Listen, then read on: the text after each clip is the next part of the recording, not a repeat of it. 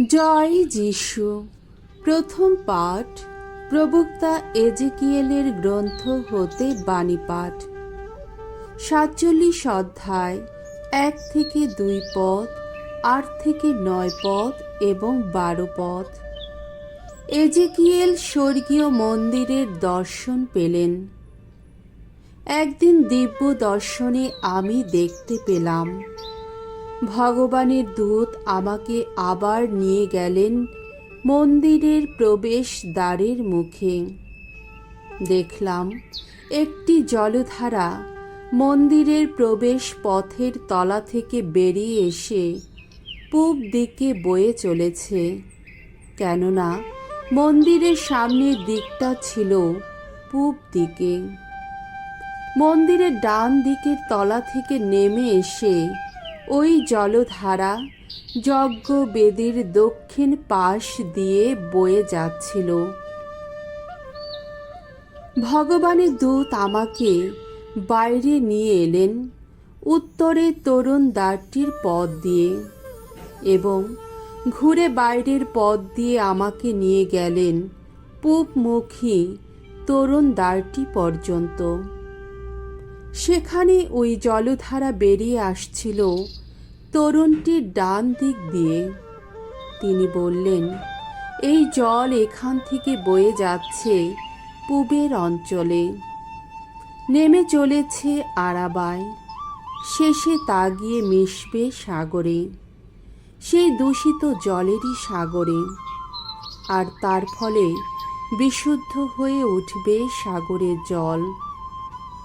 এই নদীর জল যেখানেই যাবে, ঝাঁক বেঁধে থাকা প্রাণীরা সেখানে বাঁচতেই পারবে, সেখানে অজস্র মাছ থাকতেই পারবে,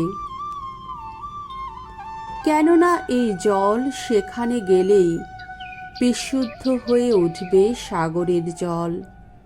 এই নদী যেখান দিয়ে বয়ে যাবে সেখানকার সব কিছুই বেঁচে থাকবে। এই নদীর তীরে এর দুধারেই বেড়ে উঠবে সব রকম ফলের গাছ। এগুলির পাতা কোনোদিন শুকিয়ে যাবে না, ফলেরও অভাব হবে না কখনো। প্রতি মাসেই ধরবে নতুন ফল, কেননা এইসব গাছ যে জল পাচ্ছে তা আসছে পুণ্য স্থান থেকে। এইসব গাছের ফল হবে মানুষের খাদ্য, আর পাতাগুলি হবে রোগের ঔষধ। প্রভুর বাণী। ঈশ্বরকে ধন্যবাদ। সামসঙ্গীত 46, 1 থেকে 5 পদ, 7 থেকে 8 পদ। ধো পরাৎপরের পুণ্যধামে বয়ে যায় আনন্দের স্রোত। স্বয়ং ঈশ্বর আমাদের আশ্রয়, সর্বশক্তির উৎস। সংকটে দিনে সহায়তা দানে সদাই জাগ্রত তিনি। তাই যদি দুলে ওঠে পৃথিবীর মাটি, যদি ধসে পড়ে যত পাহাড় পর্বত সমুদ্র গভীরে, আমরা তবুও কেউ শঙ্কিত হব না। রয়েছে এমনই এক নদী, যার শাখা স্রোতগুলি আনন্দে ভরে তোলে ঈশ্বরের আপন নগরী। পরাৎপরের এই পুণ্যতম ধাম, এইখানে অধিষ্ঠিত আছেন ঈশ্বর। এই নগরী থাকবে অটল। প্রতিটি দিনের শুরু থেকে ঈশ্বর নিজেই তার সহায় থাকেন। বিশ্বপতি ভগবান আমাদের সঙ্গেই আছেন। যাকবের ঈশ্বর যিনি, আমাদের দুর্গ যেন তিনি। এসো আজ দেখে যাও ঈশ্বরের কর্মকীর্তি যত। দেখে যাও পৃথিবীর বুকে কি বিচিত্র কাণ্ডই না ঘটিয়েছেন তিনি।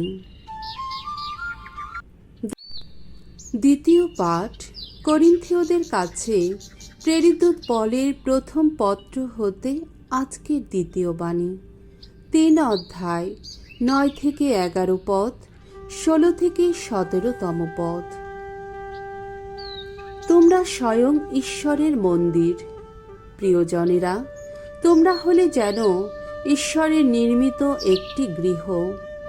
ঈশ্বর আমাকে যেমন শক্তি দিয়েছেন সেই মতোই, যেন এক অভিজ্ঞ স্থপতির মতোই আমি সেই গৃহটির ভিত্তি স্থাপন করেছি এবং অন্য লোকেরা এখন তার উপর গেঁথে তোলার কাজ চালিয়ে যাচ্ছে।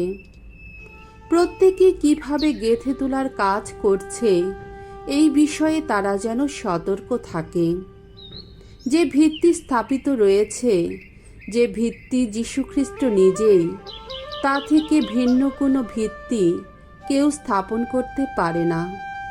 তোমরা নিশ্চয়ই জানো যে তোমরা স্বয়ং ঈশ্বরের মন্দির, এবং এও জানো যে ঈশ্বরের সেই পরম আত্মা যিনি, তিনি তোমাদের অন্তরে বাস করেন।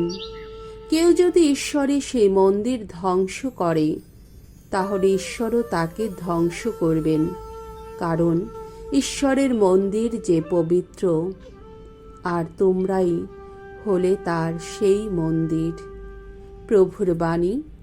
ঈশ্বরকে ধন্যবাদ। বাণী বন্দনা। জয় জয় প্রভুর জয়। এ আমার মনোনীত গৃহ, পুণ্যময় গৃহ, এখানেই থাকব আমি চিরকাল ধরে। জয় জয় প্রভুর জয়। মঙ্গল সমাচার। যোহন রচিত মঙ্গল সমাচার 2 অধ্যায় 13 থেকে 22তম পদ। যিশুর দেহটি ঈশ্বরের পবিত্রতম মন্দির। ইহুদিদের নিস্তার পর্বের সময় এগিয়ে এলে যিশু জেরুসালেমে গেলেন। একদিন মন্দিরের মধ্যে তিনি দেখতে পেলেন ব্যাপারীরা গরু, ভেড়া ও পায়রা বিক্রি করছে, আর পোদ্দারেরা টেবিল পেতে বসে আছে। দড়ি দিয়ে একগাছা চাবুক তৈরি করে তিনি তাদের সকলকে মন্দির থেকে বের করে দিলেন, আর গরু ভেড়াগুলোকেও তাড়িয়ে দিলেন। পোদ্দারদের টাকা কড়ি ছড়িয়ে ফেলে তাদের টেবিল উল্টিয়ে দিলেন। পায়রাওয়ালাদের তিনি বললেন, এখান থেকে এসব নিয়ে যাও, আমার পিতার গৃহকে একটা বাজারে পরিণত করো না। তার শিষ্যদের তখন মনে পড়ে গেল শাস্ত্রের এই উক্তি, তোমার গৃহসেবার আগ্রহ আগুনের মতোই গ্রাস করবে আমায়। ইহুদি ধর্ম নেতারা তখন যিশুকে প্রশ্ন করে বসলেন, এই কাজ করার অধিকার যে আপনার আছে, তার প্রমাণ হিসাবে আপনি কি অলৌকিক নিদর্শন দেখাতে পারেন?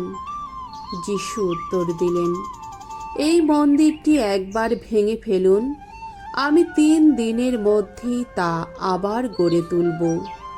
তারা বলে উঠলেন, এই মন্দির নির্মাণ করতে 46 বছর লেগেছিল, আর আপনি কিনা 3 দিনের মধ্যেই তা আবার গড়ে তুলবেন? তিনি অবশ্য এখানে তার দেহ মন্দিরের কথাই বলেছিলেন। তাই পরে তিনি যখন মৃতদের মধ্য থেকে পুনরুত্থান করেছিলেন, তখন তার শিষ্যদের মনে পড়ে গিয়েছিল যে তিনি এই কথা বলেছিলেন। তারা তখন শাস্ত্রবাণীতে এবং যিশু যা বলেছেন সেই কথায় বিশ্বাস করেছিলেন। প্রভুর মঙ্গলময় বাণী। খ্রিস্ট প্রভু তোমার প্রশংসা হোক।